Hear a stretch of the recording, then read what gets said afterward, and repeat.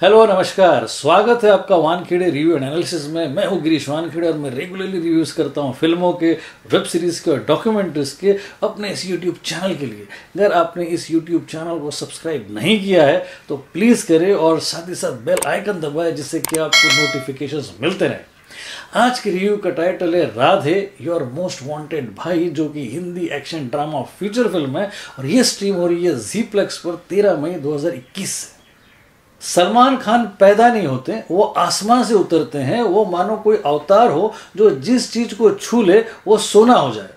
वो robin hood है, वो हिट मशीन है। वो जो फिल्में करते हैं वो हिट नहीं होती, वो सुपर हिट होती है, सुपर डुपर हिट होती है। और वो जो भी करते हैं, जो भी स्टाइल अपनाते हैं, उसको सारी दुनिया फॉलो करती है, ऐसा मानना है सलमान खान के फैंस का। और सलमान खान भाई साहब भी इस बात को अच्छी तरीके से जानते हैं और वो वैसे ही पेश आते हैं। उनका दिल डॉल, उनका चाल चलन, उनकी लाइफस्टाइल, उनका स्वैग, उनका एरोगेंस, ये भी किसी पर्दे के हीरो से कम नहीं है। उन्होंने अपने स्टारडम को कुछ ज़्यादा ही सीरियसली ले लिया है और उनको फॉलो करते हैं, उनको प्यार करते हैं करोड़ों लोग और करोड़ों यंगस्टर्स जो उनके जैसा बनना चाहते हैं। उनकी इमेज के और उनके सक्सेस के दीवाने हैं ये लोग, और ये कुछ भी गलत उनके बारे में नहीं सुन सकते। राधे योर मोस्ट वांटेड भाई से पहले ये भाई साहब 117 फिल्में कर चुके हैं और इनका सक्सेस रेशो है 48%। नो डाउट वो इस देश के सबसे बड़े सुपरस्टार है और उनकी हर फिल्म के साथ ये एक्सपेक्टेशंस बढ़ते ही जाते हैं, जो कि स्वाभाविक है। इसका कारण ये है कि अगर हम पीछे मुड़कर देखें तो 2019 में आई थी उनकी दबंग 3, जिसका life time box office collection था 136 करोड़। उससे पहले थी 2017 में टाइगर जिंदा है जो 339 करोड़ पे थी। फिर थी सुल्तान 2016 में जिसका कलेक्शन था 300 करोड़ और बजरंगी भाईजान थी 320 करोड़ पे। और फिर उनकी जो बिलो एवरेज फिल्में हैं या जिन्हें हम अनसक्सेसफुल फिल्में कहते हैं, उनमें है 2019 में बनी हुई भारत, जिसका ओवरऑल कलेक्शन था 197 करोड़। फिर थी 2018 की रेस 3, जिसका ओवरऑल कलेक्शन था 167 करोड़। और फिर थी 2017 की ट्यूबलाइट, जिसका कलेक्शन था 119 करोड़। उसके अलावा थी जय हो, जिसको हम हमेशा अनसक्सेसफुल कहते हैं, उसका कलेक्शन था 116 करोड़। इसका मतलब यह है कि जो फिल्में सलमान खान की हम अनसक्सेसफुल समझते हैं या फ्लॉप समझते हैं, उनका भी कलेक्शन 100 करोड़ के ऊपर होता है। इतना डोमिनेशन है इनका इंडियन बॉक्स ऑफिस पर, इतना बड़ा स्टारडम है इनका, और इसीलिए इनसे इतनी ही बड़ी उम्मीदें थी राधे को लेकर। यह पहली बड़ी पोटेंशियल ब्लॉकबस्टर है जो टीवीओडी, ट्रांजैक्शनल वीडियो ऑन डिमांड के अलावा सिनेमा घरों में भी रिलीज हो रही है, जिसको हाइब्रिड रिलीज कहते हैं, यानी कि थिएटर में भी और डिजिटल स्पेस में भी। डिजिटल स्पेस तो इनका जी प्लेक्स का है।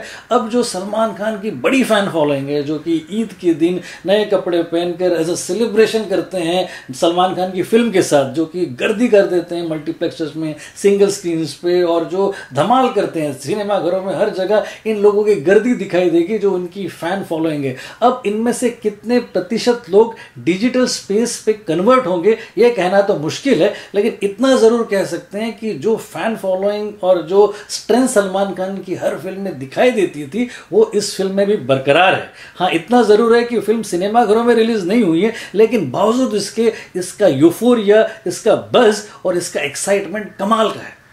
तो इसलिए हजारों ख्वाहिशें लेकर जब हम इस फिल्म को देखते हैं तो फिर हमको पता चलता है कि सलमान खान तो वैसे ही है जैसे वो थे।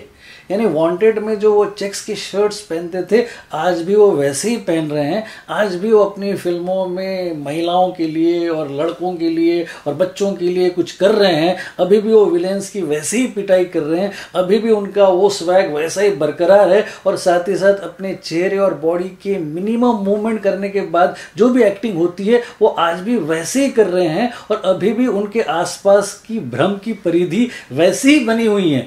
और जो कुछ बदला है वो बदला है थोड़ा बहुत स्क्रीन प्ले इधर का उधर, उसके अलावा हीरोइन का चेहरा और फिर विलन के बाल। इस फिल्म के बारे में कहा गया है कि ये कोरियन फिल्म द आउटलॉस का ऑफिशियल रीमेक है। मैं दावे के साथ कह सकता हूं कि अगर इन कोरियन लोगों ने जिन्होंने वो फिल्म बनाई थी वो इस फिल्म को देख लेंगे तो उनको विश्वास ही नहीं होगा कि ये उनकी फिल्म का रीमेक है। वो शर्म से पानी पानी हो जाएंगे। ये शर्मसार लोग ये नहीं जानते कि इस फिल्म में सलमान खान है। यहाँ जब फिल्में बनती है सलमान खान की, उसमें सबसे पहले सलमान खान आते हैं, उसके बाद डायरेक्टर आता है, उसके बाद हीरोइन आती है, उसके बाद कोरियोग्राफर आता है, उसके बाद म्यूजिक डायरेक्टर आता है और एंड में स्क्रिप्ट आती है। अब ये कैसे समझेंगे ये कोरियन लोग जिन्होंने ओरिजिनल फिल्म बनाई थी।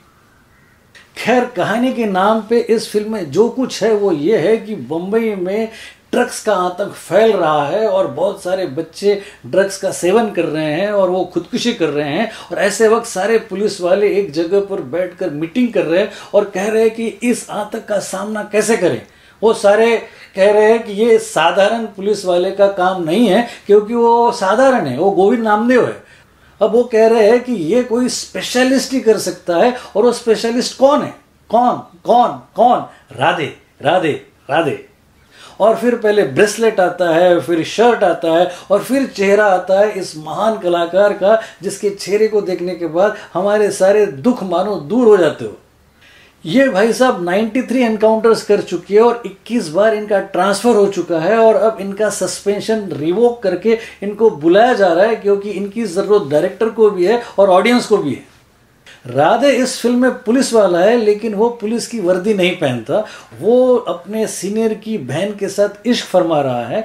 वो बातों बातों के ही बीच में टॉयलेट चला जाता है और फिर टॉयलेट में जाकर खड़े रहकर सेल्फी खींचता है और फॉरवर्ड कर देता है। उसके अलावा वो हमेशा दांतों को भींच कर ही रखता है और फिर वो विलेन को मारने से पहले उसके सर पे हेलमेट रखता है और फिर मारता है। और ये बात करता ही नहीं, वो या तो कॉमेडी करता है, या तो वो डांस करता है, या तो फिर वो डायलॉग्स बोलता है। ये कौन है, ये कहाँ से आया है, इसके माँ बाप कौन है, इसने कितनी पढ़ाई की है, ये सब बताने की ज़रूरत ही राइटर ने समझी नहीं है। और ये जो हीरो है ये एकाएक ये कहता है कि मैं इस शहर को साफ करूँगा। उसने ठेका ले लिया अब ये स्वच्छता अभियान का और वो कहता है I will clean the city, BMC take a note. अब इस शहर में दो गैंग्स है जो इतनी पवित्र है कि वो ड्रग्स का धंधा नहीं करते।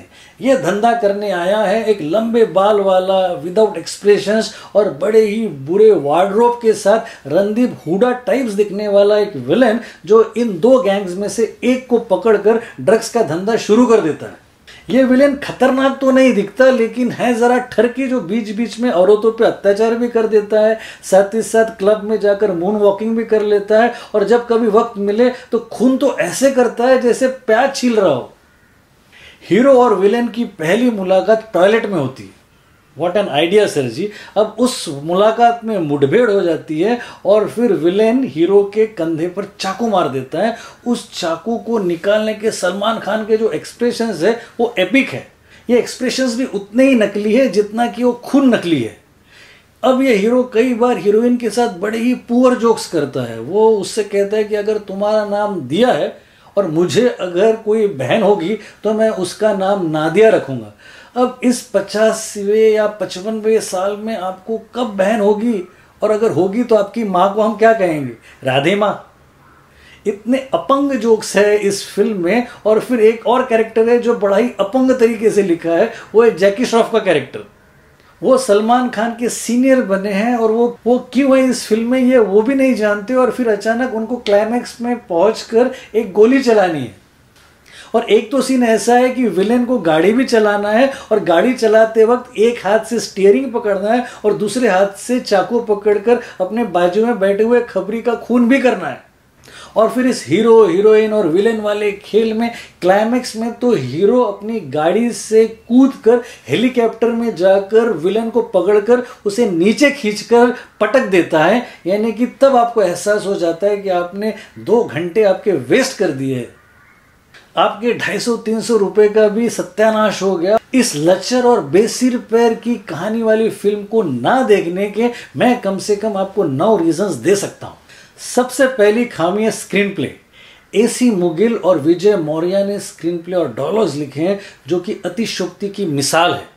कैरेक्टर्स के रूट्स नहीं हैं। ये हीरो मानव कल्याण के लिए आए हुए फरिश्ते टाइप्स बिहेव क्यों करता है, हीरोइन कैसे क्या एकदम एक्साइट हो जाती है अपने उम्र से दुगने आदमी को देखकर, रणदीप हुड्डा कैसे क्या जॉन विक टाइप हमेशा हथौड़ा लेके लोगों को मारता रहता है और क्यों इतने काले गंदे घने बाल वो रखता है, और फिर जैकी श्रॉफ ने जो कैरेक्टर किया है वो इतना कॉमिक है तो फिर उसमें इतनी फुहड़ता और चीपनेस क्यों है, और फिर ड्रग्स और फिर माफिया और क्लब्स और इतने सारे तामझाम में कहीं पे भी कोई इमोशनल वार्मथ क्यों नहीं है।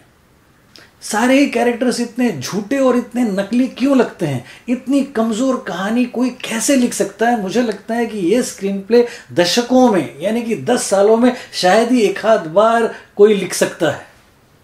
दूसरी खामी है डायरेक्शन। डायरेक्टर है प्रभु देवा, जिन्होंने इससे पहले इस सुपरस्टार के साथ की थी वांटेड और दबंग 3। वांटेड फ्लूक थी और दबंग 3 बोर थी। ये फ्लूक और बोरडम को मिक्स किया गया है राधे में, और राधे इस बिगड़ेल डायरेक्शन की और एक मिसाल है। तीसरा रीजन है जैकी श्रॉफ। इस एक्टर ने अपनी जिंदगी में एक्टिंग के लिए जितनी भी इज्जत कमाई है उसमें से कुछ तो इन्होंने इस फिल्म में खो दी है। वो बड़े ही कैरिकेचर लगते हैं। एक सीन में तो उन्होंने अपने बहन के कपड़े पहन लिए। वो मिसकास्ट है और अंडर यूटिलाइज्ड है। चौथा रीजन है रणदीप हुड्डा। ये प्रकाश राज और सोनू सूद का रिप्लेसमेंट है और एकदम प्रभावहीन है। ना ये विलेन वाला खौफ पैदा कर सके हैं, ना वो एक्शन ठीक ठाक कर रहे हैं, और ना ही डायलॉग्स में उनके कोई वजन है। कार्डबोर्ड जैसा लिखा हुआ है उनका कैरेक्टर, और उन्होंने किया भी वैसा ही है, एकदम हॉलो। पांचवा रीजन है म्यूजिक। इस फिल्म में 4 गाने हैं, लेकिन चारों में से किसी को भी हम ब्लॉकबस्टर नहीं कह सकते। सीटी मार है जो ओके हैं, दिल दे दिया और जूम जूम बिलो एवरेज है, और राधे का टाइटल ट्रैक है जो ठीक ठाक है। साजिद वाजिद और हिमेश रेशमिया अब बड़े स्टीरियोटाइप हो गए।